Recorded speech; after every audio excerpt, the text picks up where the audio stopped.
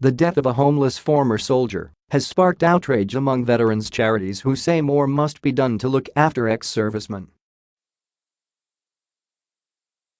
Ex-squaddie Darren Greenfield, 47, who fell on hard times after leaving the army, died on the streets of Edinburgh just a week before Christmas. He was a regular face in the Scottish capital as he often spent time sitting on the steps of Waverley train station. The Who Dares Cares charity said, "It is a sign of the times that a soldier is left to die on our streets. It is an utter outrage." Mr Greenfield had served with the Royal Tank Regiment but fell on tough times after he left the army. The news of his death sparked outrage among campaigners who are calling for more to be done to help veterans adapt to civilian life.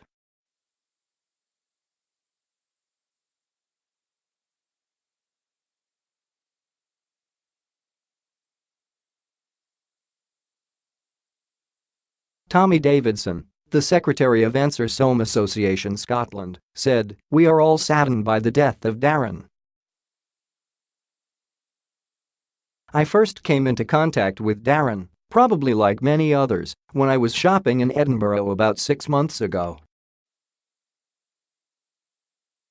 I came up the stairs from Waverley station and I noticed him. Thousands of Scots and tourists would have seen Darren sitting there. We have raised Darren's death with Mid-Scotland and Fife MSP Alexander Stewart to see what can be done to try and get ex-servicemen and women off the streets.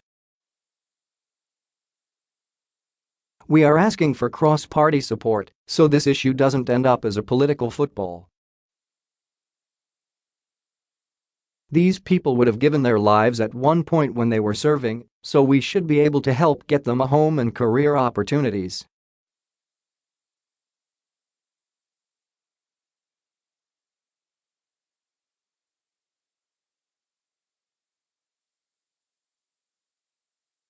Ex-infantry Sergeant Calum McLeod, who runs post-traumatic stress disorder charity Who Dares Cares, said, "It is a sign of the times that a soldier is left to die on our streets.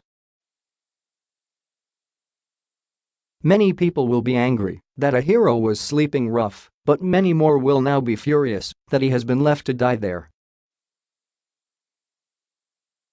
It is an utter outrage. The homeless problem will get worse as the forces are downsized and more people return from the campaigns in Iraq and Afghanistan. This is a long-term problem with no easy solution. Our hearts and thoughts go out to Darren's friends and family at this very difficult time." Lieutenant Colonel, Red. Stephen May, from the Royal Tank Regiment, said, "We're very saddened by Darren's loss.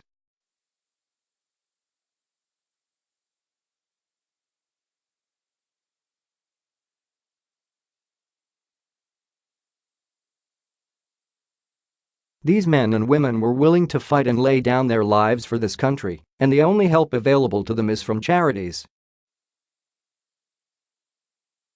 The government need to do more for them. It is a disgrace."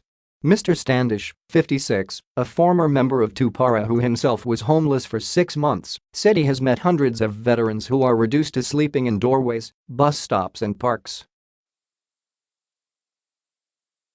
He added, "All of the homeless veterans I met had PTSD and were in need of help."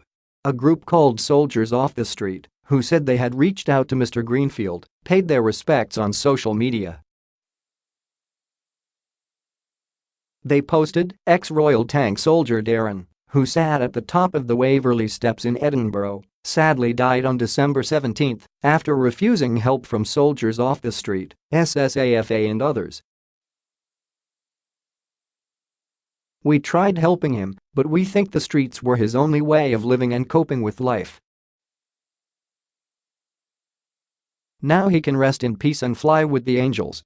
Edinburgh South MP Ian Murray said, "This is an absolutely tragic story and, once again, highlights the deficiencies in how we treat ex-service personnel when they leave the armed forces."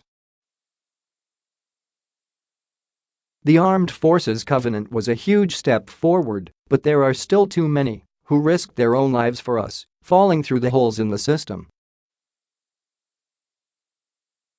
Both the UK and Scottish governments must do more to help brave ex-soldiers like Darren. The Ministry of Defence said, "We provide extensive help to veterans and their families, including funding the Veterans Gateway." The government are spending more than £1 billion to prevent homelessness and rough sleeping.